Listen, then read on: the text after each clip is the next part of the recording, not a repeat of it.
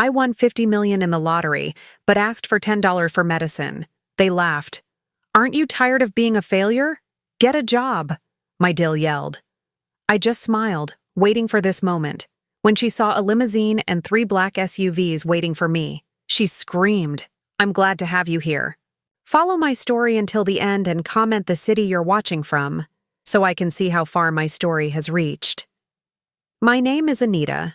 I'm 67 years old, and today I discovered exactly what my family thinks of me. It wasn't a surprise, really. Deep down, I'd known for years. But knowing something and having it thrown in your face are two very different things. I stood in Damon's kitchen this morning, my arthritic fingers wrapped around an empty prescription bottle. The label read clearly, heart medication, refill needed, $10. That's all I needed. 10 measly dollars to keep my heart beating regularly for another month. Damon? I called softly, not wanting to wake the children. It was barely 7 in the morning, but I knew my son would be up, getting ready for his job at the insurance company.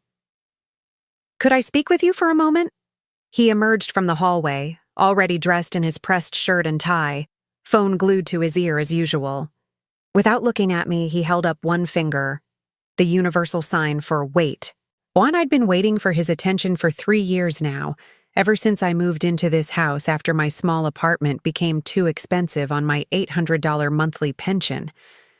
Yeah, Dave, I'll get those numbers to you by noon, he said into the phone, finally meeting my eyes with an expression of mild annoyance. What is it, Mom? I held up the empty bottle, my voice barely above a whisper. I need to refill my heart medication. It's $10. I'm sorry to ask, but my pension doesn't come until next week, and I used the last of my savings for groceries yesterday. Damon's expression didn't change. No concern, no immediate offer to help. Just that same look of inconvenience I'd grown accustomed to. Before he could respond, Kalia's voice cut through the morning quiet like a blade. Are you kidding me right now? She appeared in the kitchen doorway, her blonde hair perfectly styled despite the early hour, wearing a silk robe that probably cost more than my entire monthly income. Anita, we've talked about this. You can't keep asking us for money every time you need something. My heart, the one that needed those $10 pills, clenched painfully in my chest. It's just $10, Kalia, for my medication. Just $10? She laughed, but there was no humor in it. Yesterday it was money for groceries. Last week it was money for a doctor's appointment. Where does it end? I looked at my son, hoping he would defend me, remind his wife that I wasn't asking for luxury items or frivolous purchases. I was asking for medication to keep me alive. But Damon just stood there, scrolling through his phone, letting his wife handle what he clearly saw as an inconvenience. Maybe it's time you found a job, Kalia continued, her voice getting sharper. You're 67, not 97. Plenty of people your age work. Walmart is always hiring greeters. The suggestion hit me like a physical slap. After raising Damon alone from the time his father died when he was 5, after working double shifts as a seamstress to put food on the table and keep him in decent clothes, after sacrificing every dream I'd ever had to make sure he had opportunities I never did, she was suggesting I should be a Walmart greeter to afford my heart medication. Kalia, I said quietly, my voice steady despite the storm raging inside me. I worked for 47 years. I raised your husband single-handedly after his father died in that construction accident. I think I've earned the right to retire. Oh, here we go with the sob story again. She rolled her eyes dramatically. Yes, Anita, we all know you were a single mother. But that doesn't mean we owe you anything for the rest of your life. Damon turned out fine despite your circumstances. Despite my circumstances, as if being widowed at 25 with a 5-year-old child was some moral failing on my part. Tyler and Emma, my 7- and 9-year-old grandchildren, crept into the kitchen in their pajamas, drawn by the raised voices. Emma's eyes were wide with confusion as she looked between the adults, sensing the tension even if she didn't understand it. "What's wrong, Grandma Anita?" Emma whispered, coming to stand beside me. Before I could answer, Kalia scooped her up, her voice sweet as poison. "Nothing's wrong, sweetheart. Grandma just needs to learn to be more independent. Maybe she'll find a job so she can buy her own things instead of always asking Mommy and Daddy for money." The words were directed at Emma, but they were meant for me. A public humiliation delivered through my own granddaughter. I watched as Tyler backed away, uncomfortable with the tension, and my heart broke a little more. That's when I felt it. The slight weight of the folded paper in my cardigan pocket. The lottery ticket I'd bought 3 months ago with my late husband Robert's birthday numbers. The ticket I'd checked online yesterday morning while everyone was still sleeping. The ticket that had changed everything, even though nobody knew it yet. $50 million. That's what that little slip of paper was worth. $50 million that I'd won 3 months ago and hadn't told a single soul about. $50 million that could buy all the heart medication I'd ever need, plus a mansion, plus a new car, plus everything my family clearly thought I was too poor and pathetic to afford. But I hadn't told them. Instead, I'd decided to conduct a test. A simple test to see who my family really was when they thought I had nothing to offer them. Would they help their 67-year-old mother and grandmother buy $10 worth of medication to keep her heart beating? Or would they make her feel like a burden for asking? The answer was becoming crystal clear. I looked at Kalia, standing there in her expensive robe, holding my granddaughter while explaining to a 9-year-old why Grandma was essentially a freeloader. I looked at Damon, my son, the boy I'd sacrificed everything for, now a man who couldn't even be bothered to look up from his phone while his wife humiliated his mother. For 3 months, I'd been documenting everything. Every cruel comment, every eye roll, every time they made me feel small and worthless.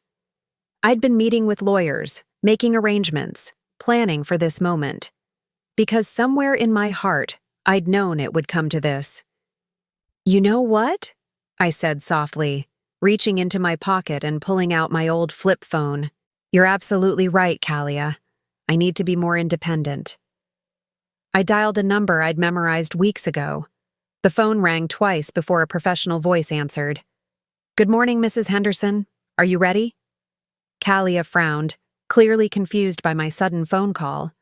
Damon finally looked up from his device, perhaps sensing something had shifted in the room's atmosphere. "Yes," I said into the phone, my voice steady and calm. "Please bring the cars around. It's time." I hung up and slipped the phone back into my pocket. For the first time in months, I smiled. Really smiled. "What was that about?" Damon asked, a note of suspicion creeping into his voice. "Oh, nothing important," I replied, moving toward the living room window. "I'm just making arrangements to become more independent, like Kalia suggested." Outside, the quiet suburban street began to change. First, one black SUV appeared, sliding silently to the curb in front of the house. Then another, then a third. And finally, a pristine white limousine pulled up behind them, so long it nearly blocked the neighbor's driveway. Kalia's coffee mug slipped from her hand, shattering against the kitchen tile. What the hell is going on? I turned to face my family. My son who couldn't spare $10 for his mother's heart medication. My daughter-in-law who thought I should be grateful for the privilege of living in their spare room. My grandchildren who were learning that elderly people are burdens to be tolerated rather than treasures to be cherished. "I'll tell you what's going on," I said, my voice carrying a strength I hadn't felt in years. "For 3 months I've been testing all of you. Testing to see who you really are when you think I have nothing to offer." The sound of car doors closing echoed from outside. Professional footsteps approached the front door. "And you know what I discovered?" I continued, watching as Kalia's face drained of color. "I discovered that my own family would rather see me humiliated than spend $10 to keep me alive." The doorbell rang, deep and resonant. Through the window, I could see men in expensive suits waiting patiently on the porch. I walked toward the front door, pausing to look back at my family one last time.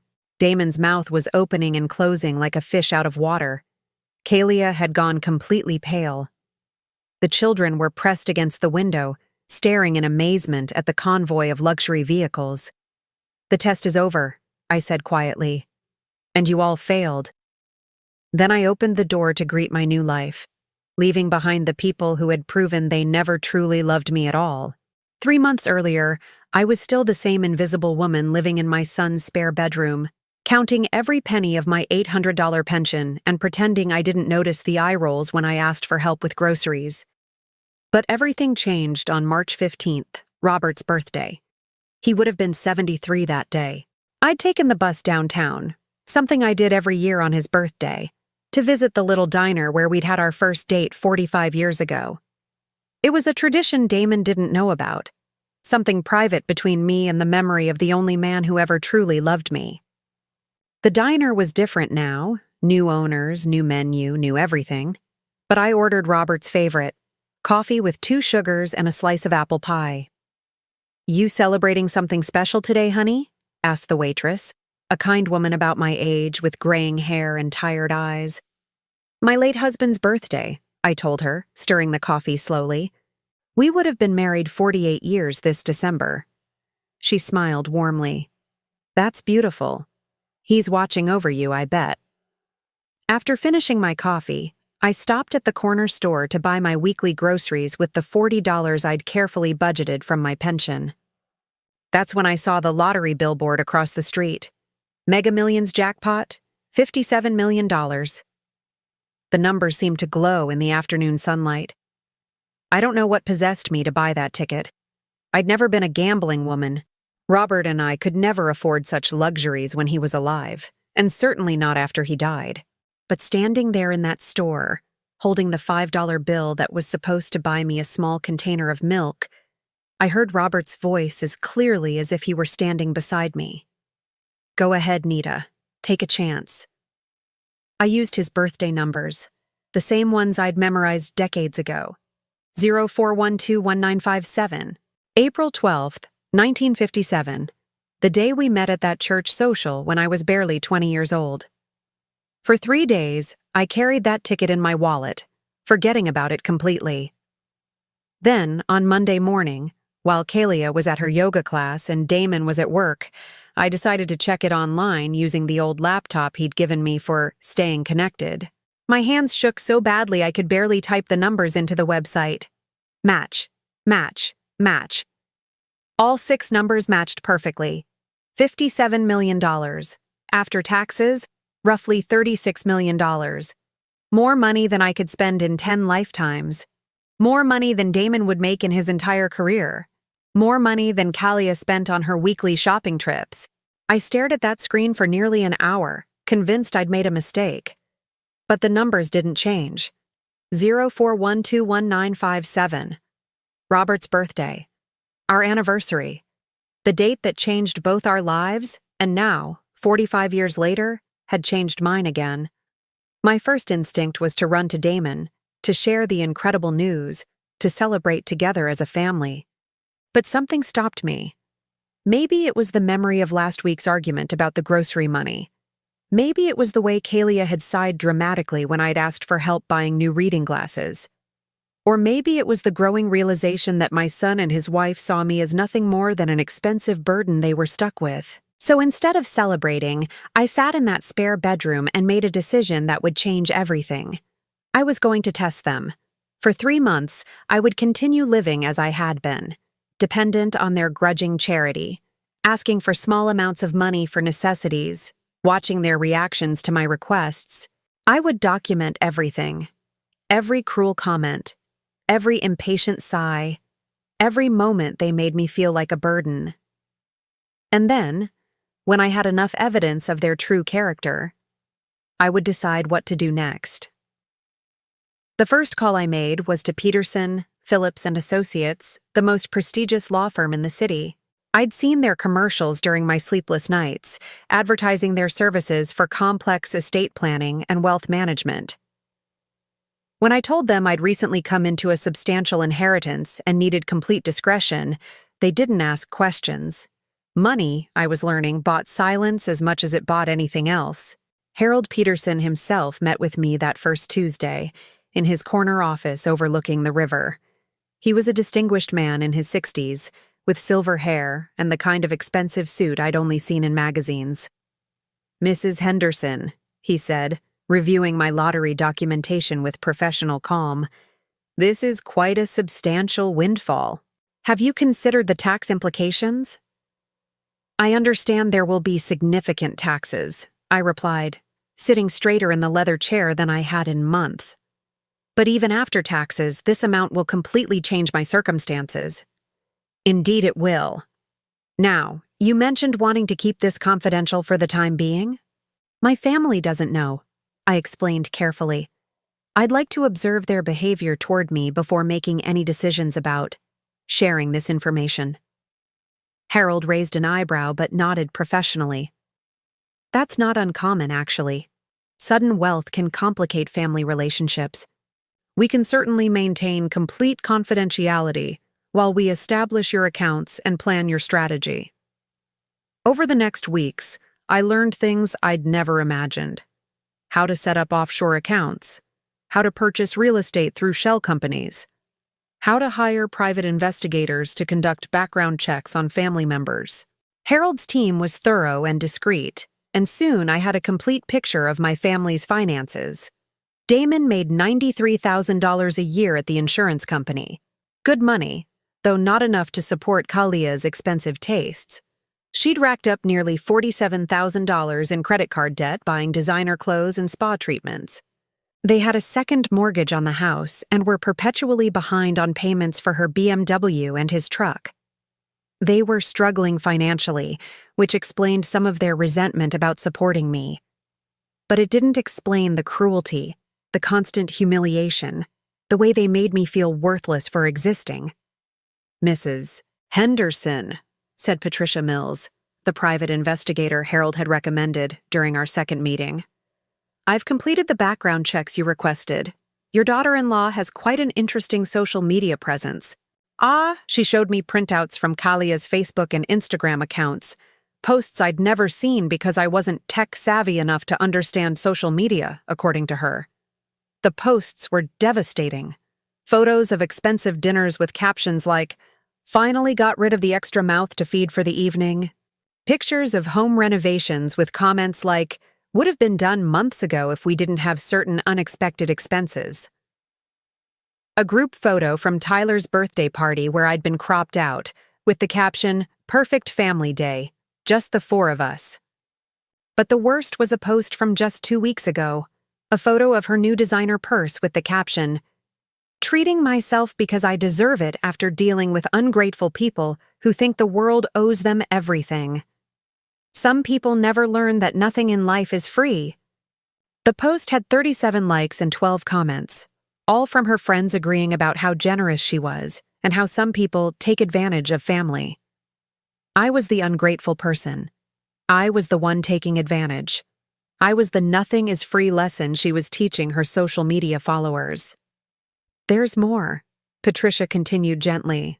"I'm afraid your son has been participating in some of these conversations as well." She showed me screenshots of text messages between Damon and his sister Lisa, who lived 3 states away. Messages where my son complained about Mom's constant demands and wondered how much longer we're going to be stuck with this situation. He'd even told Lisa that I was getting worse and that they were considering assisted living options because I was becoming too much to handle. Too much to handle. Their 67-year-old mother who asked for help buying groceries and heart medication was too much to handle. I thanked Patricia for her work and sat in my car in the parking garage for 20 minutes, crying harder than I had since Robert's funeral. Not because I was surprised by their cruelty, but because seeing it documented so clinically made it impossible to pretend it wasn't happening.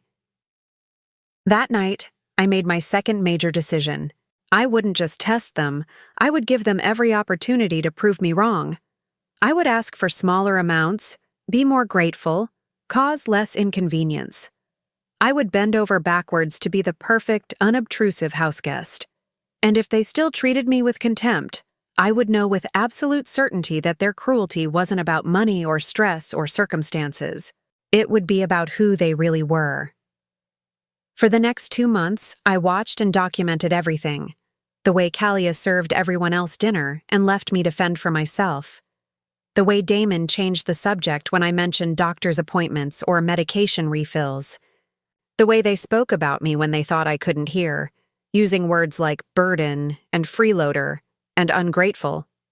Meanwhile, Harold's team was busy preparing for my new life. They purchased a beautiful home in Riverside Heights, the most exclusive neighborhood in the city, using a shell company to maintain my anonymity. They hired a staff, a housekeeper named Maria who reminded me of my own mother, a driver named James who treated me with more respect in our first conversation than my own family had shown me in years, and a personal assistant named Rebecca who helped coordinate everything from grocery deliveries to medical appointments. They also helped me plan my exit strategy, the fleet of cars that would arrive at Damon's house, the professionally prepared statements explaining my decision, the new bank accounts that would ensure I never again had to ask anyone for $10 for heart medication. As I lay in that narrow bed in their spare room last night, listening to Kalia and Damon argue about money in the next room, I felt something I hadn't experienced in years. Anticipation. Tomorrow would be the final test. Tomorrow, I would ask for $10 for my heart medication and see how my family responded. If they helped me with kindness and compassion, I would reconsider everything. I would share my winnings, forgive their past cruelties, and try to rebuild our relationship on better terms.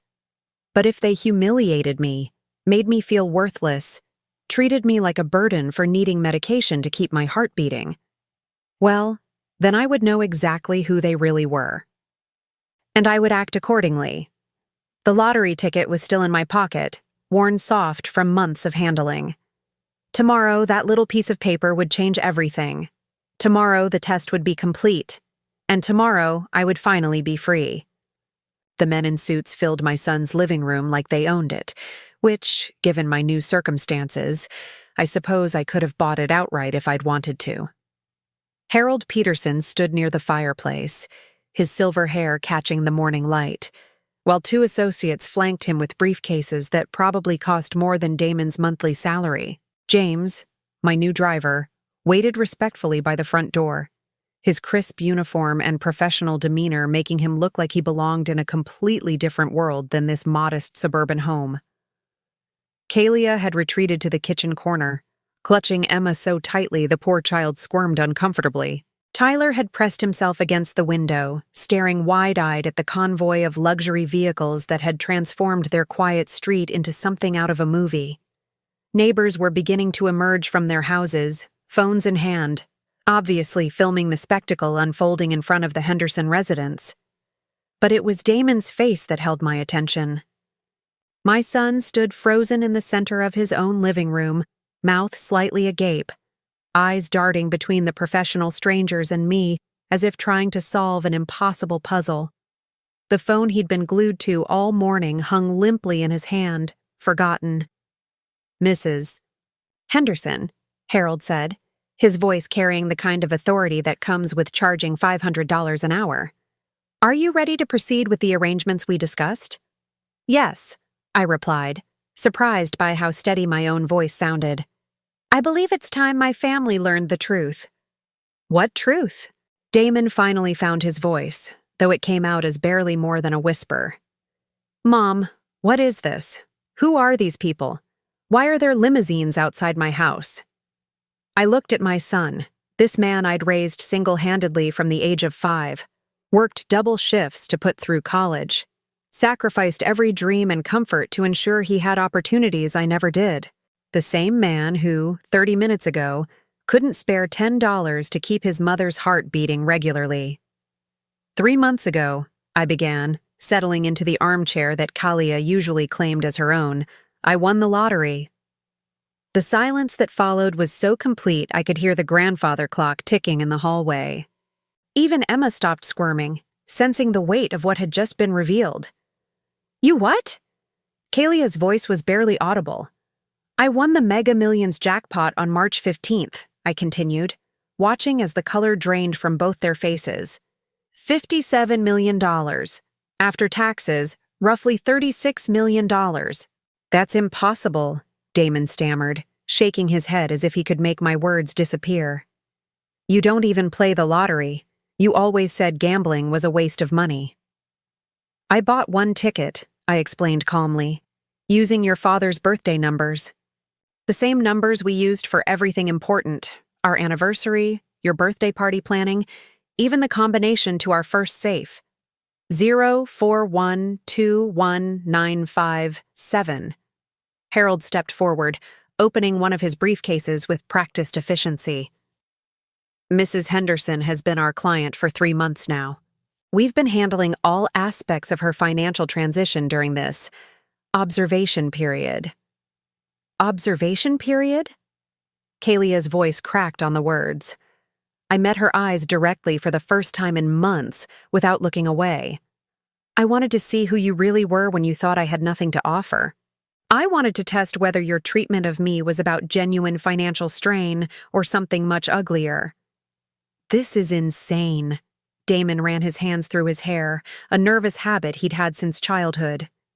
You're telling me you've been sitting on $36 million while asking us for grocery money? I'm telling you that I've been documenting every cruel comment, every eye roll, every moment you made me feel worthless for existing. My voice remained calm, but I could feel decades of suppressed hurt bubbling just beneath the surface. This morning was simply the final test.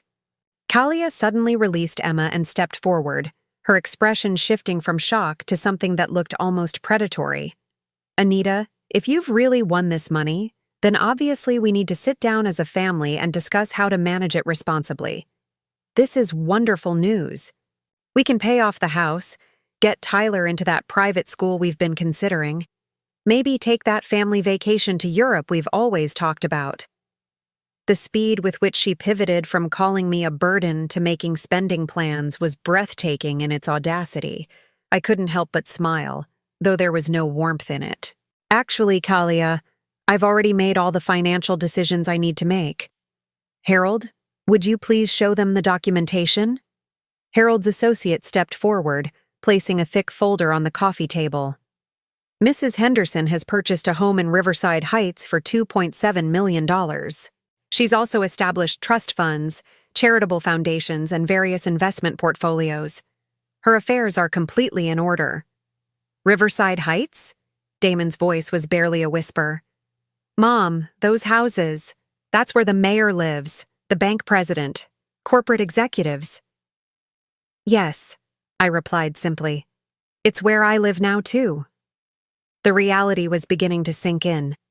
Tyler abandoned his post at the window and crept closer, his 7-year-old mind struggling to process what was happening. Grandma Anita, are you rich now? Before I could answer, Kalia dropped to her knees in front of my chair, her perfectly manicured hands reaching for mine. The same hands that had gestured dismissively when I'd asked for help with medication money an hour ago. Anita, I am so sorry about this morning. I was stressed about money. You know how tight things have been lately. I didn't mean any of those things I said. Family is everything to me, and you know how much we love you. I looked down at her desperate face, remembering the Facebook posts Patricia had shown me, the comments about ungrateful people and unexpected expenses, the photos where I'd been deliberately cropped out of family memories. Do I know that? I asked quietly. Because this morning you suggested I get a job as a Walmart greeter to afford my heart medication. Yesterday you complained to your friends on social media about having an extra mouth to feed. Last week you told Emma that some people never learn that nothing in life is free, while you were looking directly at me.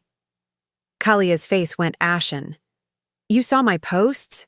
I saw everything, I replied, including the text messages between Damon and Lisa about finding assisted living options because I'm becoming too much to handle. Damon's phone clattered to the floor. Mom, I can explain that. We were just exploring options for the future, not making any immediate plans. The future, I repeated, tasting the bitterness of the word. You mean the future where you dump your 67-year-old mother into the cheapest facility you can find because she has the audacity to need medication and groceries? That's not what we meant, Damon protested, but his voice lacked conviction. We both knew exactly what those conversations had been about. Harold cleared his throat diplomatically. Mrs. Henderson, shall we proceed with the transition arrangements? Your new household staff is prepared to receive you immediately. New household staff? Kalia's voice was strangled. Maria, my housekeeper, is preparing lunch as we speak, I explained, rising from the chair with more dignity than I'd felt in years. James will be driving me home after we finish here. Rebecca, my personal assistant, has already arranged for my belongings to be collected and moved to my new residence. Your belongings? Damon looked around frantically, as if just realizing that my departure would be permanent. Mom, wait. You can't just leave. We're family. We need to talk about this like adults. We are talking about it, I replied calmly. You're learning that the woman you've spent 3 years treating like a burden is actually worth more money than you'll see in several lifetimes. And I'm learning that even when faced with that reality, your first concern isn't the pain you've caused me, but how you can benefit from my good fortune. Tyler tugged on my cardigan with small, confused hands. Grandma, are you leaving us? My heart broke a little at his innocent question. These children had been collateral damage in their parents' cruelty, taught to see their grandmother as an inconvenience rather than a treasure. But I couldn't sacrifice my dignity and peace of mind for occasional visits that came with a price tag of constant humiliation. I knelt down to Tyler's level, my arthritic knees protesting.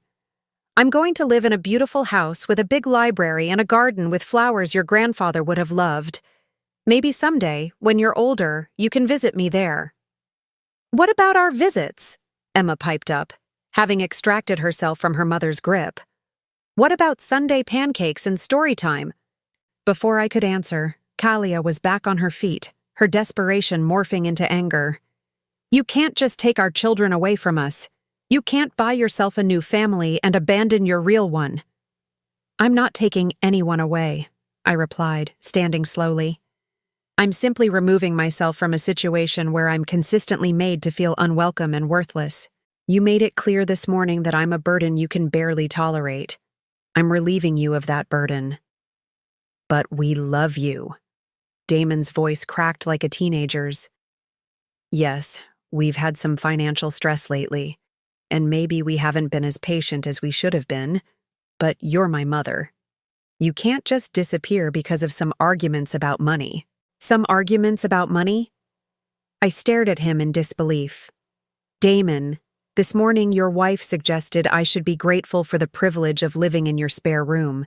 She made me feel like a worthless freeloader for asking for $10 to keep my heart beating. And you stood there scrolling through your phone while she humiliated me. I was distracted, he protested weakly. You've been distracted for 3 years, I replied. Distracted while your wife gradually erased me from family photos. Distracted while she complained about me on social media. Distracted while your children learned to see their grandmother as a burden rather than a blessing. Harold stepped forward again, his professional calm a stark contrast to the emotional chaos surrounding us. Mrs. Henderson, we should begin the transition. You have a 2 o'clock appointment with the financial advisor, and the interior designer is meeting us at 3. I nodded, then turned back to my family one final time. For 3 months, I gave you every opportunity to show me love, kindness, and basic human decency. Instead, you showed me who you really are. I won't forget that lesson. As I walked toward the door, Kalia's voice followed me, high and desperate. You're going to regret this. Family is forever, Anita. Money can't buy you love. I paused with my hand on the doorknob, James waiting patiently to escort me to my new life. You're right about one thing, Kalia, I said without turning around. Money can't buy love. But apparently, the lack of it can reveal who never loved you in the first place. Then I stepped outside into the sunshine, leaving behind the people who had proven that blood means nothing when the heart has turned cold. The first call came at 6:30 that evening, just as Maria was serving dinner on my new dining room table. The mahogany surface gleamed under the crystal chandelier, and fresh orchids from my garden sat in a Waterford vase that cost more than my old monthly pension. I glanced at the caller ID on my new phone, Damon, and let it ring until voicemail picked up. My new house was everything I'd dreamed of during those long nights lying in that narrow bed in their spare room. Riverside Heights sat on a hill overlooking the city, where the air smelled like roses instead of disappointment. The master bedroom had a walk-in closet bigger than the entire room I'd been assigned at Damon's house, and the library had floor-to-ceiling windows that let in streams of golden afternoon light. "Mrs. Henderson," Maria said softly, placing a perfectly prepared salmon dinner in front of me. "Should I answer the house phone if it rings? It's been going off every few minutes." "Let them all go to voicemail, please," I replied, cutting into the fish with genuine appetite for the first time in months. "I'm not ready for conversations yet." Maria nodded respectfully. She was perhaps 50 years old, with kind eyes and gentle hands that reminded me of my own mother. When Harold's team had interviewed household staff, I'd insisted on people who understood what it meant to be dismissed and overlooked. Maria had spent 10 years caring for an elderly woman whose family visited twice a year and complained constantly about the expense. She understood my situation perfectly. The house phone rang again as I was finishing dinner. Through the dining room windows, I could see the lights of the city twinkling below like fallen stars. Somewhere down there, in their mortgaged house with its second-hand furniture and mounting debt, my son and his wife were probably having the conversation of their lives. I'd seen the missed calls adding up on my phone. Damon, Kalia, even Lisa calling from 3 states away, probably after Damon had filled her in on the morning's revelations. 17 calls in 6 hours. 17 attempts to reach the woman they'd spent 3 years treating like a burden. James appeared in the doorway, still wearing his professional uniform despite being off duty. "Mrs. Henderson, there's a vehicle parked outside the front gate. It appears to be your son's truck." I set down my fork and walked to the front window. Sure enough, Damon's beat-up Ford pickup was idling outside the ornate iron gates that secured my new property. I could see his silhouette in the driver's seat, probably working up the courage to press the intercom button. "Should I speak with him?" James asked diplomatically. "Not yet," I replied. "Let him sit there and think about what he wants to say." 3 months of planning taught me the value of patience. The truck remained there for 47 minutes. I watched from various windows as Damon occasionally got out, paced near the gates, returned to his vehicle. Once he approached the intercom panel, but walked away without pressing anything. Finally, as full darkness settled over the city, he drove away. But he came back the next morning at 8:15 sharp. This time he brought reinforcements. Kalia sat in the passenger seat, and I could see 2 small shapes in the back, Tyler and Emma, probably confused about why they were sitting outside a mansion instead of being driven to school.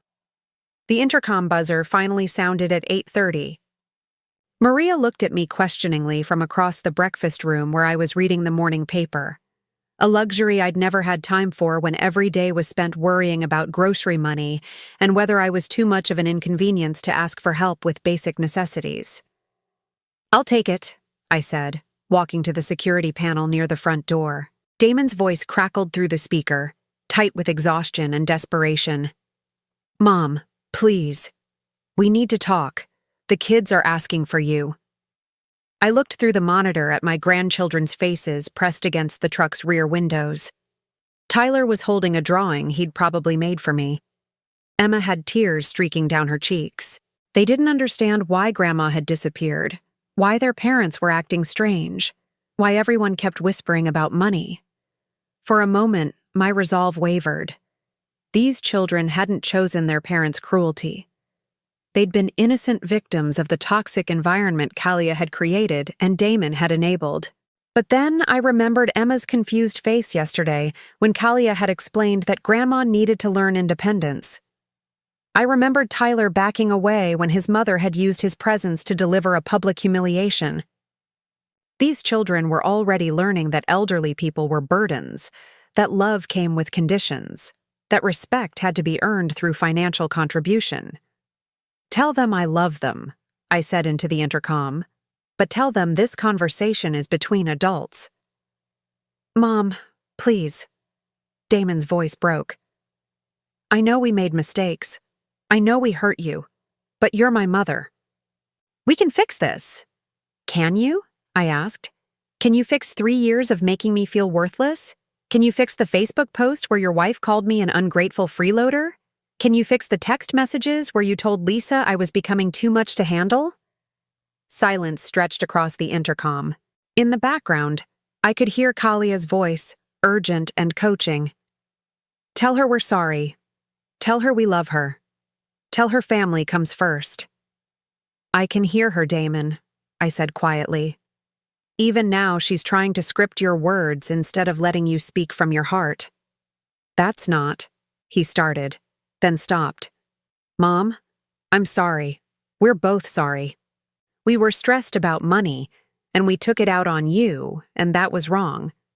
But we're family. Family forgives each other. Family also treats each other with basic dignity and respect, I replied. When was the last time you asked how I was feeling? When was the last time you included me in a family decision? When was the last time you made me feel like I mattered for reasons other than what I could provide? Another long silence. Then Kalia's voice came through the speaker, having apparently grabbed the intercom from Damon. Anita, I know you're angry, and you have every right to be. I was horrible to you this week, and I'm sorry. But think about Tyler and Emma. Think about what you're doing to them by cutting yourself off from the family. The manipulation was breathtaking in its audacity.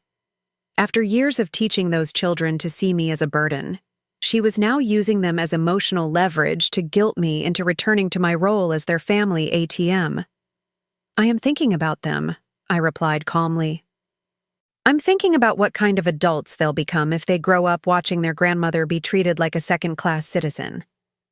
I'm thinking about what they'll learn about love and respect from watching your example. You're being selfish! Kalia's facade cracked, revealing the anger underneath. You're punishing innocent children because you're mad about money.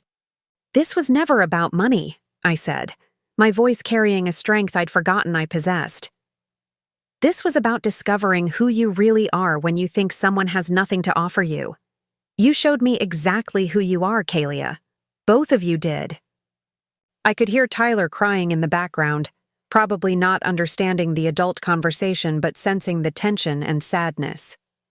It broke my heart, but it also strengthened my resolve. These children deserved better role models than parents who treated elderly family members as disposable burdens. Please, Damon's voice returned to the intercom, raw with desperation. Just let us come in and talk face to face. Let us try to make this right. I looked around my beautiful new home, at Maria preparing fresh coffee in the kitchen, at James polishing the silver that would never be hidden away because guests might think it was showing off. This was my sanctuary, my place of peace and dignity. I would not allow the people who had destroyed my sense of worth to contaminate this space with their guilt and manipulation. I need time, I said finally. Time to process what the last 3 years have taught me about our relationship. Time to decide whether there's anything left to salvage. How much time? Damon asked quickly, as if afraid I might change my mind. I don't know, I answered honestly. Maybe weeks, maybe months, maybe forever. Forever? Kalia's voice was shrill with panic. You can't mean that. You can't just abandon your family forever. I didn't abandon anyone, I replied quietly. I simply stopped accepting unacceptable treatment. There's a difference. Through the monitor, I watched Damon's shoulders slump in defeat. Kalia was gesticulating frantically, probably still trying to strategize their next approach. But Tyler had pressed his small face against the window, holding up his drawing like a flag of surrender. I love you all, I said into the intercom, my voice softer now. But love isn't enough to heal the damage that's been done. Love without respect is just empty words. I turned off the intercom system and walked away from the monitor, leaving them sitting outside the gates of a life they'd never imagined I could achieve. Through the dining room windows, I watched their truck disappear down the winding road that led back to their world of mortgage payments and credit card debt, and the growing realization that they'd lost something irreplaceable. The phone calls continued throughout the day. Voice messages filled with apologies, promises, and increasingly desperate attempts to find the right words to undo years of wrong treatment. By evening, there were 23 new messages waiting on my voicemail. I didn't listen to any of them.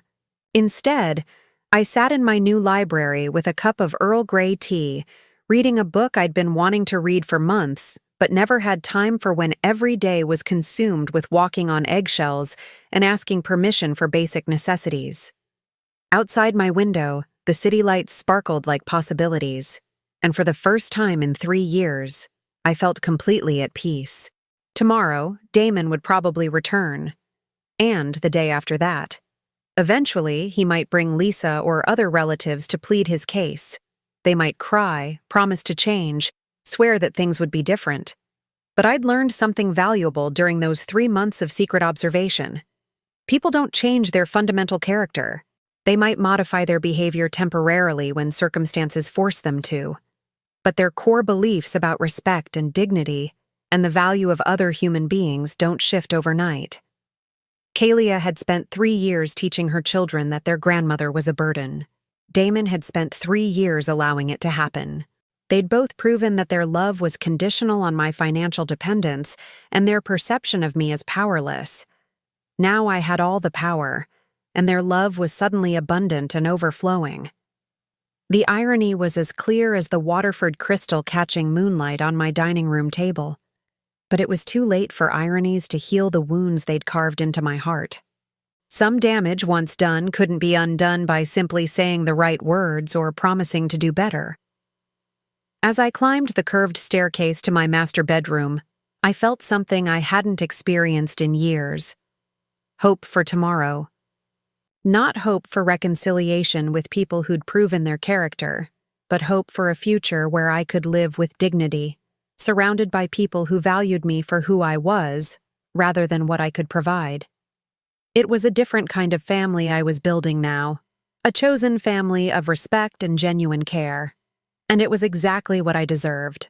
2 weeks after I'd settled into my new life, the harassment escalated beyond simple phone calls and gate visits. It started with Lisa showing up unannounced, having driven 8 hours from Colorado to stage what she probably imagined would be a heartwarming family intervention.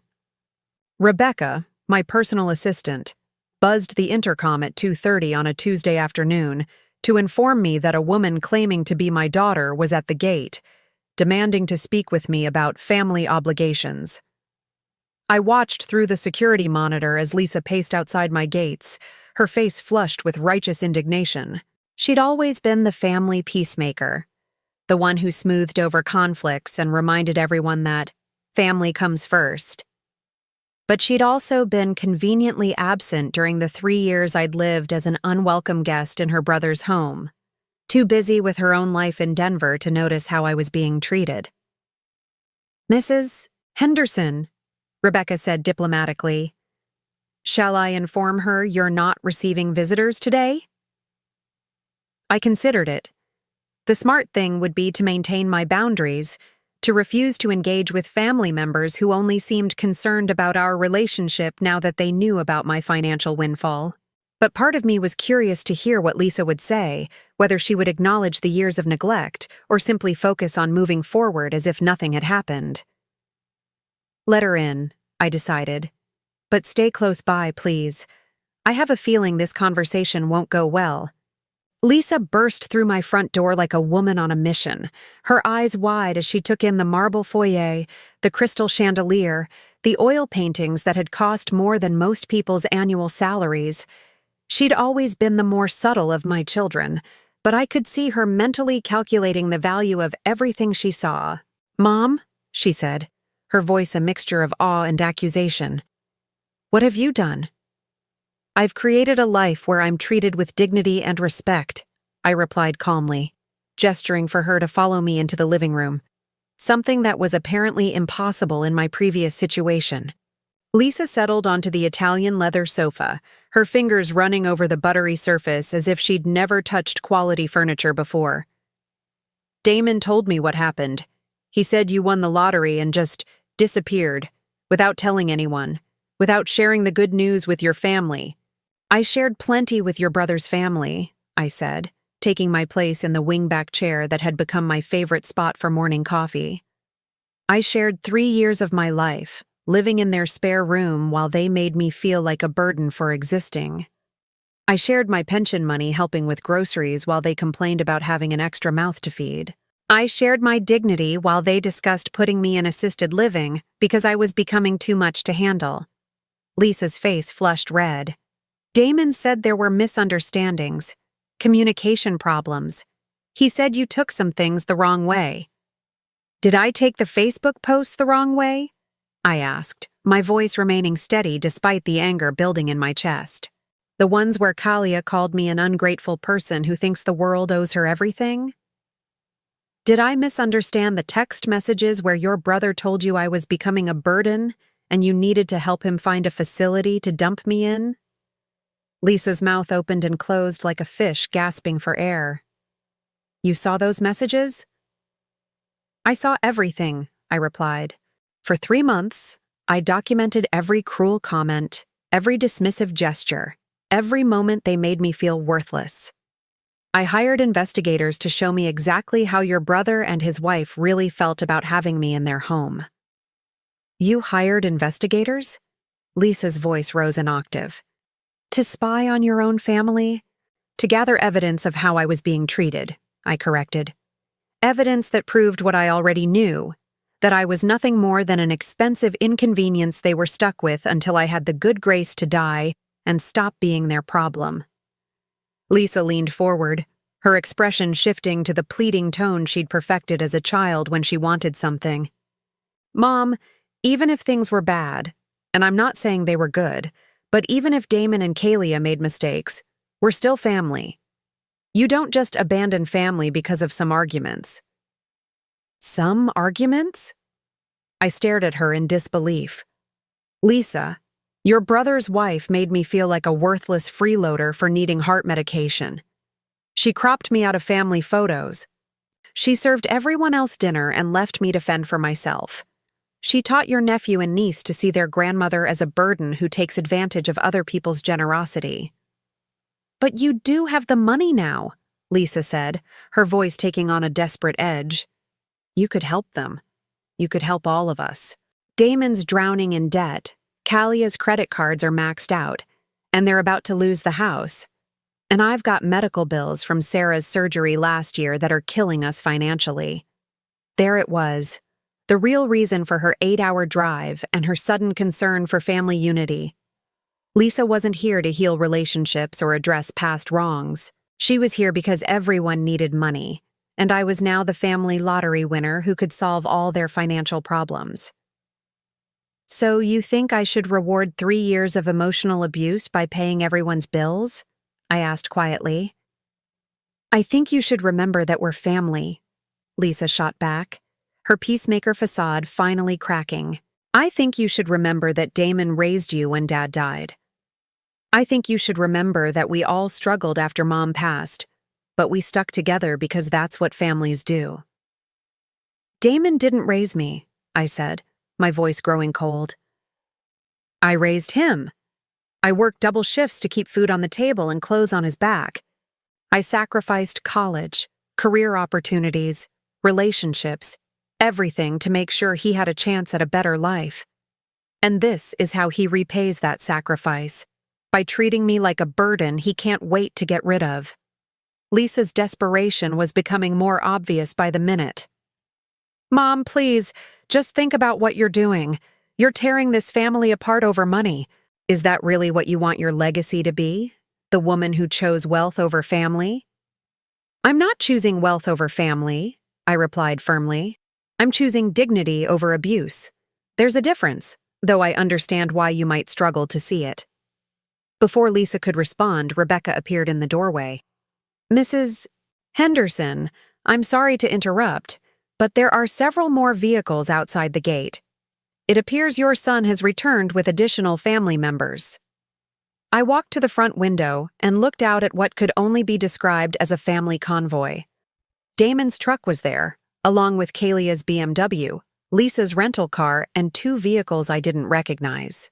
Through the security monitor, I could see at least 8 people gathered outside my gates, including Tyler and Emma, who looked confused and tired. "They brought everyone," Lisa said, joining me at the window.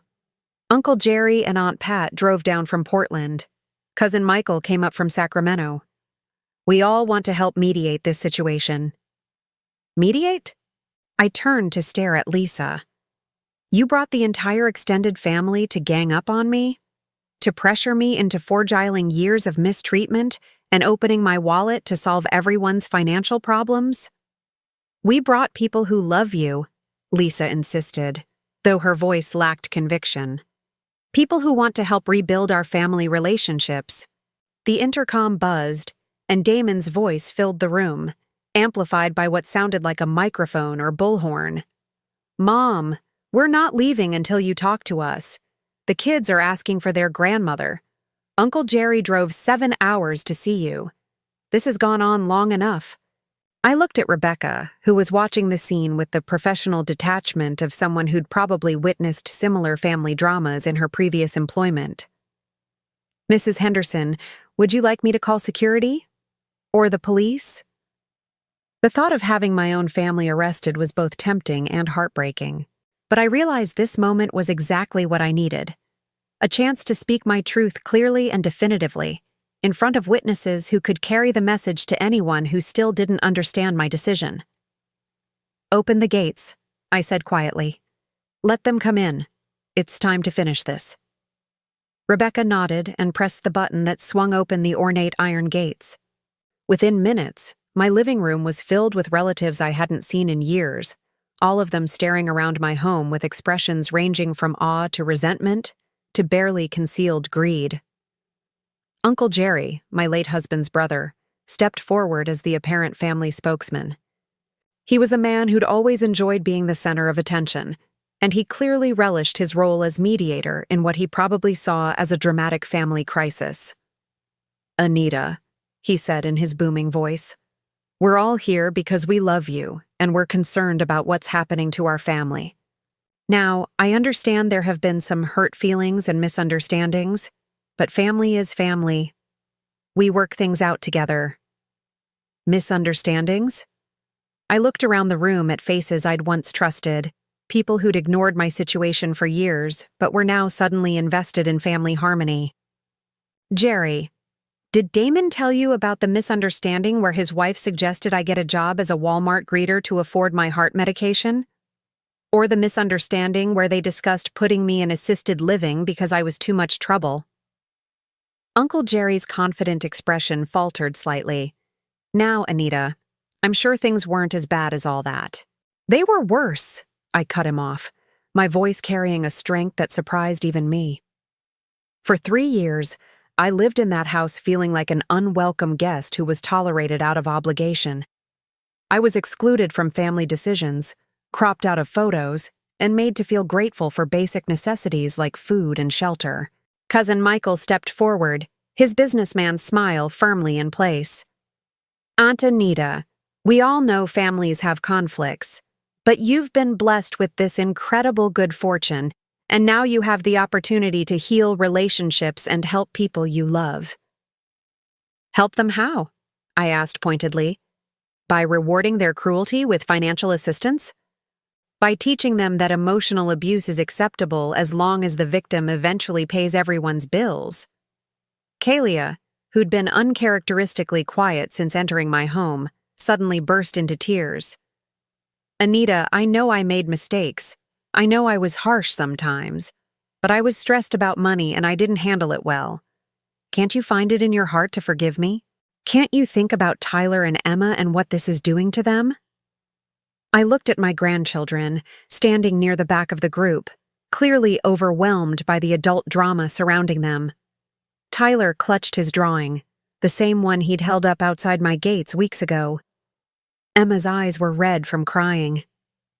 "You want me to think about Tyler and Emma?" I asked Kalia quietly. Then explain to me why you spent 3 years teaching them that their grandmother was a burden. Explain why you made them watch you treat an elderly woman with contempt and disrespect. What kind of adults do you think they'll become after learning those lessons? I never meant, Kelia started, but I held up my hand. You meant every word, I said firmly. Every cruel comment, every dismissive gesture, every moment you made me feel small and worthless. You meant all of it, and you enjoyed the power it gave you over someone you saw as helpless. The room fell silent, except for the soft sound of Emma's quiet crying. Even Uncle Jerry seemed to have run out of mediation strategies. I walked to the center of the room, looking at each face in turn. I want all of you to understand something. This isn't about money. This has never been about money. This is about the fundamental lack of respect and dignity I was shown by people who claim to love me. But we do love you. Damon's voice cracked with desperation. Mom, we do. Maybe we didn't show it well. Maybe we made mistakes. But we love you. Love isn't a feeling, Damon, I replied sadly. Love is an action. Love is treating someone with kindness when they're vulnerable. Love is including them in decisions that affect their lives. Love is making them feel valued and cherished, not tolerated and dismissed. I turned to face the entire group. For 3 months, I gave you every opportunity to show me love in action. Instead, you showed me exactly who you are when you think someone has nothing to offer you. You failed that test completely. So what now? Lisa asked, her voice barely above a whisper. You just cut us all off forever? You take your money and disappear and never speak to any of us again? I took a deep breath, feeling the weight of the decision that would define the rest of my life and theirs. Now I live with dignity, I said simply. I live surrounded by people who treat me with respect and genuine affection. I live without having to apologize for existing or feeling grateful for basic human decency. I looked at Tyler and Emma one more time, their innocent faces caught in the middle of their parents' selfishness. And hopefully, I added softly, I live with the knowledge that someday, when you've learned to value people for who they are rather than what they can provide, there might be room for genuine relationships built on mutual respect. The silence that followed was complete. Finally, Uncle Jerry cleared his throat. Well, he said awkwardly, I guess that's your final decision then. Yes, I replied. It is. One by one, they filed out of my beautiful home, back to their world of financial stress and the growing realization that their lottery ticket to financial freedom had just walked away forever. I was finally, completely free. 6 months have passed since that final confrontation in my living room, and I wake up each morning in a bed that belongs entirely to me, in a house where every room holds peace instead of tension. The master bedroom windows face east, catching the first light of dawn as it spills across the city below. I no longer wake up to the sound of Kalia's sharp voice complaining about bills or Damon's indifferent silence. Instead, I wake to Maria humming softly in the kitchen and the gentle sound of James washing the car in the circular driveway.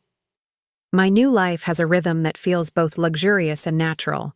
I spend mornings in my library, reading books I'd accumulated over the years, but never had time to enjoy when every day was consumed with walking on eggshells and asking permission for basic necessities. The afternoon sun streams through the tall windows as I work in my garden, planting roses that Robert would have loved, and vegetables that I'll actually be allowed to eat without feeling guilty about the grocery expense. Rebecca has become more than an assistant. She's become a friend who understands the value of quiet efficiency and genuine respect. When she schedules my doctor's appointments, she sits with me in the waiting room not because she has to, but because she wants to ensure I'm never alone during vulnerable moments. When she orders my medications, she never makes me feel like a burden for needing them.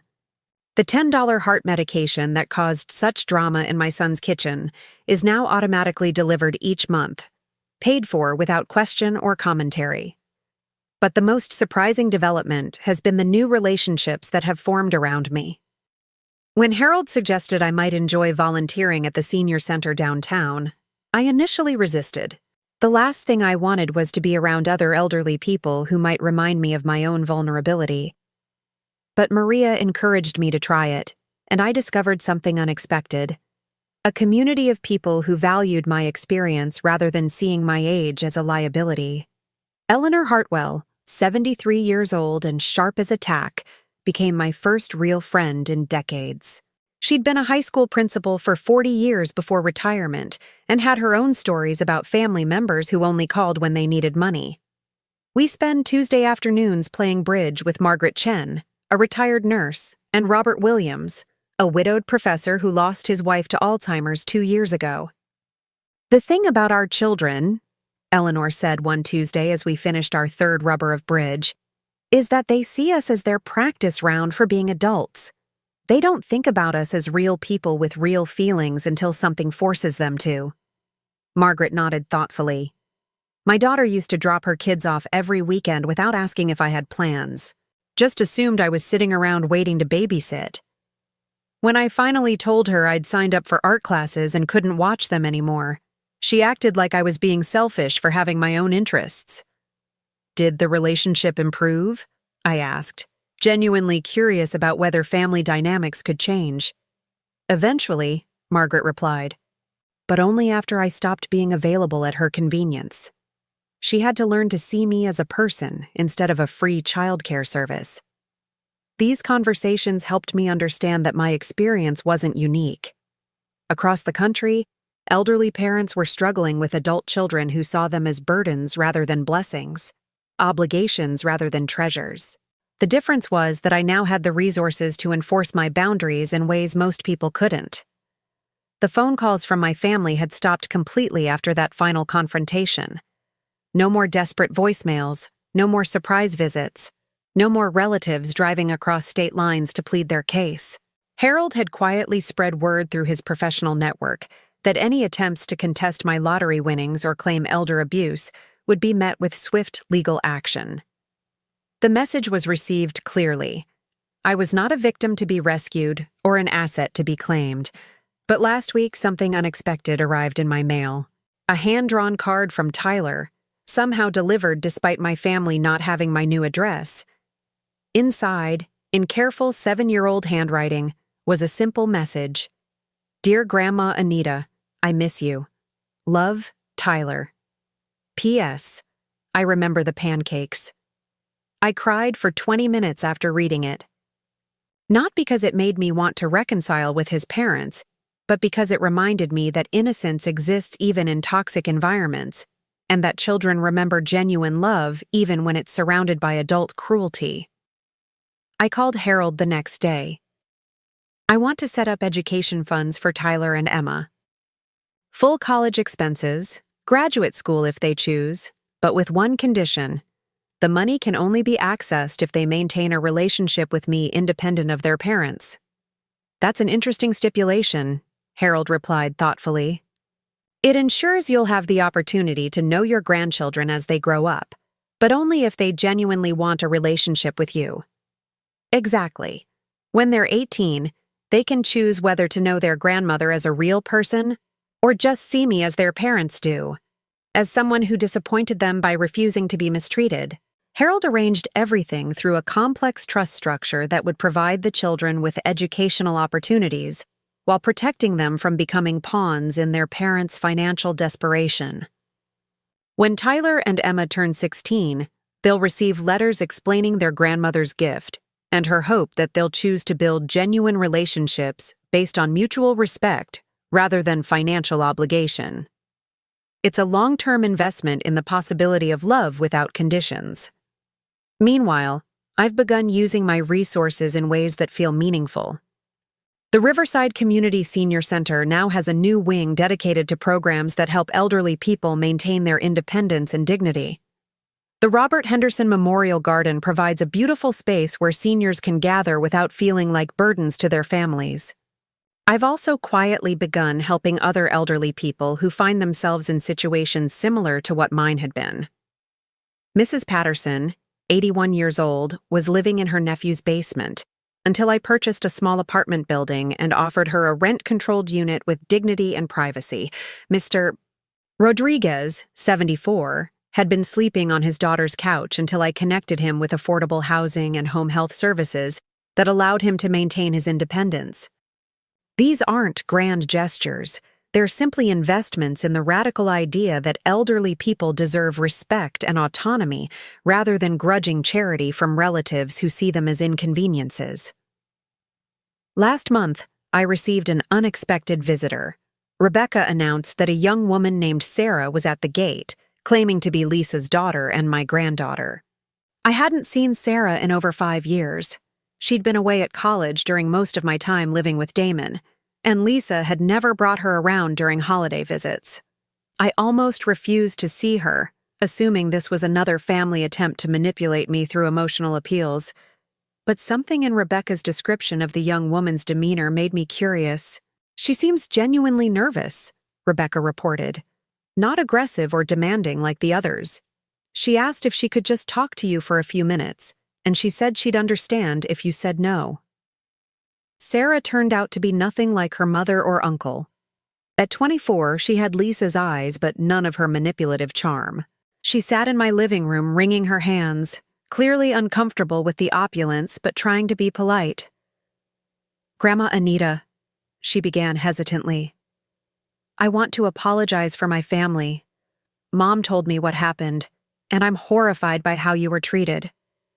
I studied her carefully, looking for signs of rehearsed manipulation or hidden agenda. "What exactly did your mother tell you?" Sarah's face flushed red. "She said you won the lottery and got greedy, that you abandoned the family over money. But I knew that couldn't be the whole story, so I called some people and found out the truth about how Uncle Damon and Aunt Callia treated you." "And what do you think about that truth?" I asked quietly. Tears welled up in Sarah's eyes. "I think they're horrible people who took advantage of your kindness and then acted surprised when you finally stood up for yourself. I think Mom is just as bad for trying to guilt you into fixing everyone's financial problems instead of addressing the real issue." Her honesty was refreshing and unexpected. "What brings you here, Sarah? What do you want from me?" "Nothing," she said quickly, then paused. "Well, that's not true. I want a relationship with my grandmother, but only if you want one too. I want to know you as a person, not as a source of family drama or financial assistance." She pulled out her phone and showed me photos from her job as a kindergarten teacher. I wanted to share this with someone in my family who might actually care. I got Teacher of the Year at my school, and when I told Mom, she just said, "That's nice," and then started talking about her credit card bills. We spent 3 hours together that afternoon, talking about her work, her struggles paying off student loans, her boyfriend who was studying to be a nurse. She asked about my life, my interests, my feelings about everything that had happened.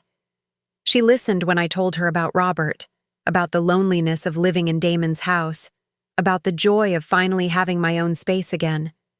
When she left, she hugged me tightly and said, "I'd like to visit again next week if that's okay. Not because I want anything from you, but because I've missed having a grandmother." That night, I sat in my garden as the sun set over the city, feeling something I hadn't experienced in years. Hope for genuine family connection.